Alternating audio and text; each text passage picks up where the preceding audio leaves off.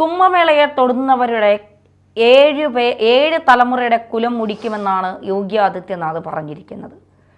അത് യാഥാർത്ഥ്യമാകാൻ പോകുന്നുവെന്ന ചില സംഭവങ്ങൾ കാണുമ്പോൾ നമുക്ക് തോന്നും. കാരണം എങ്ങനെയും കുംഭമേളയെ തകർക്കാൻ നോക്കിയവർക്ക് അത് കഴിഞ്ഞില്ല. ഇപ്പോൾ ഗംഗാജലത്തിൽ ഒരു ബാക്ടീരിയ കണ്ടെത്തിയിരിക്കുന്നു എന്നുള്ള കുപ്രചരണങ്ങളാണ് നടത്തിക്കൊണ്ടിരിക്കുന്നത്. എന്താണ് യോഗി ഇതിന് നൽകിയ മറുപടി? യോഗി ഇങ്ങനെ ഒരു ബാക്ടീരിയ കണ്ടെത്തിയത് അത് വളരും തീർത്തും വാസ്തവ വിരുദ്ധമായിട്ടുള്ളൊരു റിപ്പോർട്ടാണ്. കുടിക്കാൻ വരെ ഈ വെള്ളത്തിന് യോഗ്യമാണ് തുടങ്ങിയ കാര്യങ്ങളാണ് യോഗി നിയമസഭയിലടക്കം കഴിഞ്ഞ ദിവസം പറഞ്ഞത്. ഈ റിപ്പോർട്ട് ഏതാനും 2 ദിവസങ്ങൾക്ക് മുമ്പാണ് ഈ റിപ്പോർട്ട് പുറത്തു വന്നത്. ഇത് കേന്ദ്ര മലിനീകരണ നിയന്ത്രണ ബോർഡിൻ്റെ റിപ്പോർട്ടാണ്. അവർ പറയുന്നത് ഈ കോളി ബാക്ടീരിയ വളരെ വ്യാപകമായ തോതിൽ ഈ ഗംഗ നദിയിൽ ആളുകൾ സ്നാനം ചെയ്യുന്ന ഈ നദിയിലുണ്ട്. അതുകൊണ്ട് തന്നെ ഇത് കുടിക്കാൻ യോജ്യമല്ലാത്തൊരു വെള്ളമാണ് തുടങ്ങിയ റിപ്പോർട്ടുകളാണ് പുറത്തു വന്നത്. ഇതിനോടകം തന്നെ 58 കോടി അധികം ആളുകൾ സ്നാനം ചെയ്യാനായിട്ട് കുംഭമേളയിൽ എത്തിക്കഴിഞ്ഞു. വിവിധ ജാതിയിൽപ്പെട്ട, വിവിധ മതങ്ങളിൽപ്പെട്ട, ലോകരാജ്യങ്ങളുടെ വിവിധ ഇടങ്ങളിൽ നിന്ന് ആളുകൾ ഒഴുകുകയാണ് കുംഭമേളയിൽ.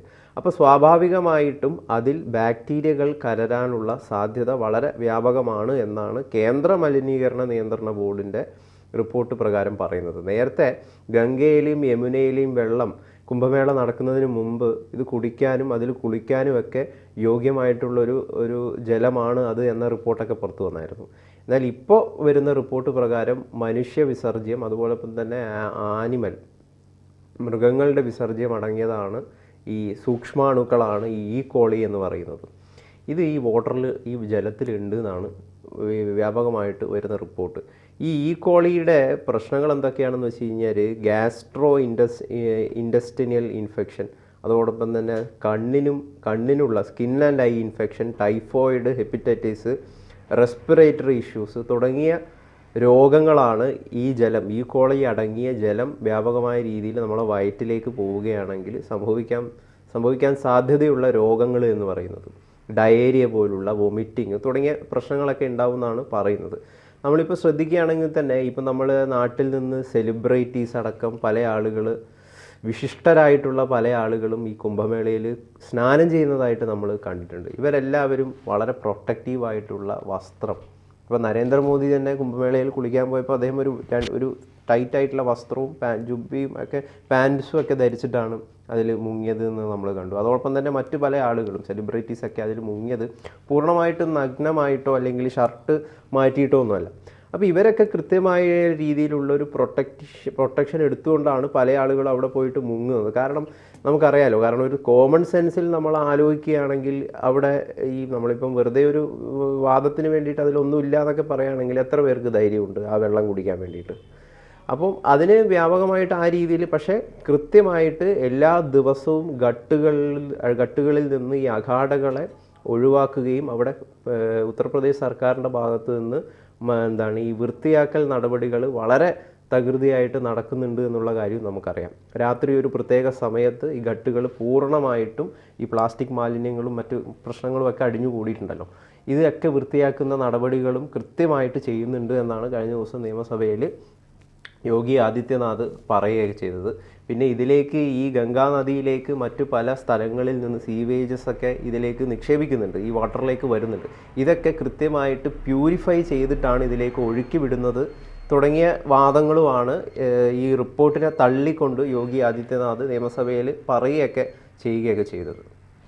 തീർച്ചയായിട്ടും യോഗി ആദിത്യനാഥ് ഏത് തരത്തിലാണ് കുംഭമേളയെ കാണുന്നത്, കുംഭമേളയിലെ സംഘടനാ മികവ് എങ്ങനെയാണ്, കുംഭമേളയിൽ വരുന്ന ആളുകളുടെ ഒഴുക്ക് എങ്ങനെയാണ്, ഇതൊക്കെ നമ്മൾ കണ്ടതാണ്. ഇതിൻ്റെ ഇടയ്ക്ക് എന്തെങ്കിലും പ്രശ്നങ്ങൾ ജനങ്ങൾക്ക് ഉണ്ടാകുന്ന തരത്തിൽ വന്നാൽ അത് പരിഹരിക്കാൻ UP സർക്കാരിന് നല്ല രീതിയിലുള്ള ക്രമീകരണങ്ങൾ ഉണ്ട് എന്നുള്ളത് യാഥാർത്ഥ്യമാണ്. ഇനി ഇത്തരത്തിലൊരു ബാക്ടീരിയ കണ്ടെത്തിയിട്ടുണ്ട് എങ്കിൽ ഇപ്പോൾ നമ്മൾ ഒന്നിനെ നിസ്സാരമായി നമുക്ക് കാണാൻ കഴിയില്ല. Times of India, Money Control അങ്ങനെയുള്ള ദേശീയ മാധ്യമങ്ങളൊക്കെ ഇത് റിപ്പോർട്ട് ചെയ്തു. തീർച്ചയായിട്ടും അത്തരത്തിൽ ഒരു ബാക്ടീരിയ കണ്ടെത്തിയിട്ടുണ്ടെങ്കിൽ അതിന്റെ സത്യാവസ്ഥ മനസ്സിലാക്കി അത് കൃത്യമായി, കാരണം 55 കോടിയിലധികം ആളുകൾ വരുന്ന ഒരു ആത്മീയ സംഗമമാണ്.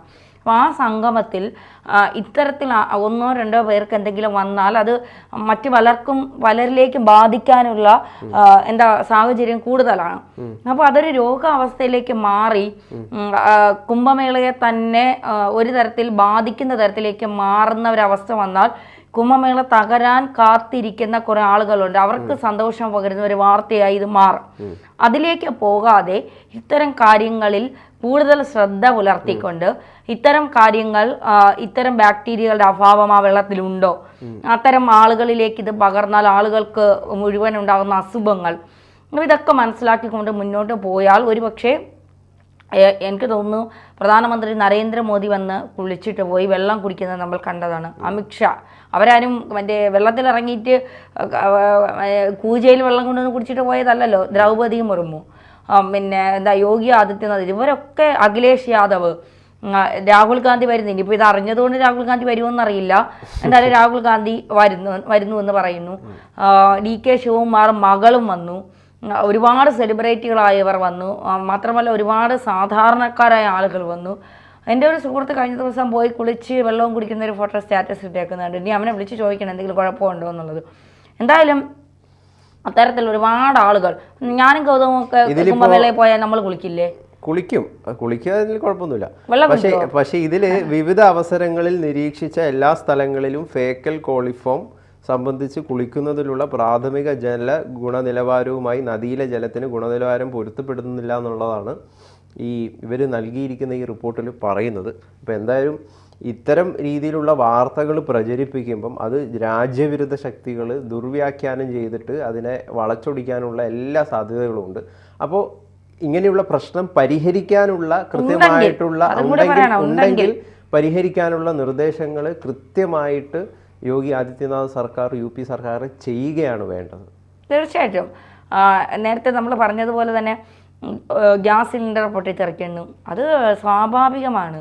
ഗ്യാസ് സിലിണ്ടർ ഇത്രയും ആളുകൾ വരുന്നതിനിടയ്ക്ക് ഗ്യാസ് സിലിണ്ടർ പൊട്ടിത്തെറിച്ചു, ആർക്കൊരു പ്രശ്നം ഉണ്ടല്ലോ. പക്ഷെ ഖലിസ്ഥാൻ തീവ്രവാദികൾ ഞങ്ങളാണ് പൊട്ടിത്തെറിച്ചത്. ഇതിലൊരു തീർത്തും അശാസ്ത്രീയപരമായിട്ടാണോ നമുക്കറിയില്ല. നമ്മളിപ്പോൾ ഒരു ജലം നമ്മുടെ ഒരു അശുദ്ധമാവാൻ എത്രമാത്രം വേണം എന്നുള്ള കാര്യം നമുക്കറിയാം. അതുകൊണ്ട് ഇത്രയും ആളുകൾ ഒഴുകിയെത്തുന്ന ഒരു സ്ഥലത്ത് എങ്ങനെ ആ ജലം അശുദ്ധമാവാതിരിക്കും? അതൊരു കോമൺ സെൻസ് ആലോചിച്ച് നോക്കിയാൽ തന്നെ അതിൽ അശുദ്ധി ഉണ്ടാവും. ആളുകളുടെ ശരീരം, ആളുകൾ ചിലപ്പോൾ അറിയാതെ മലമൂത്ര വിസർജനം നടത്തുന്നുണ്ടാവും, അല്ലാതെ ഹ്യൂമൻ വേസ്റ്റ് അതിൽ കലരുന്നുണ്ടാവും. ഇതൊക്കെ സ്വാഭാവികമായിട്ട് ഉണ്ടാകുന്നൊരു കാര്യമാണ്. ഇതൊരു വലിയ തെറ്റല്ല.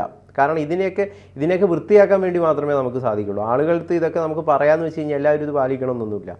അപ്പോൾ അതിൽ സ്വാഭാവികമായിട്ടും ഇത്തരത്തിലുള്ള വേസ്റ്റുകൾ കലരുന്നുണ്ടെന്നുള്ളതൊരു യാഥാർത്ഥ്യം തന്നെയാണ്. കാരണം അങ്ങനെ സംഭവിക്കും അത്. അപ്പോൾ അതിനെ വൃത്തിയാക്കാനുള്ള നടപടികൾ പക്ഷേ വളരെ ഫലപ്രദമായിട്ട് എല്ലാ രാത്രികളിലും ഈ ഘട്ടുകളിൽ നിന്ന് ആളുകളെ ഒഴിപ്പിച്ചുകൊണ്ട് വലിയൊരു സന്നാഹം തന്നെ അവിടെ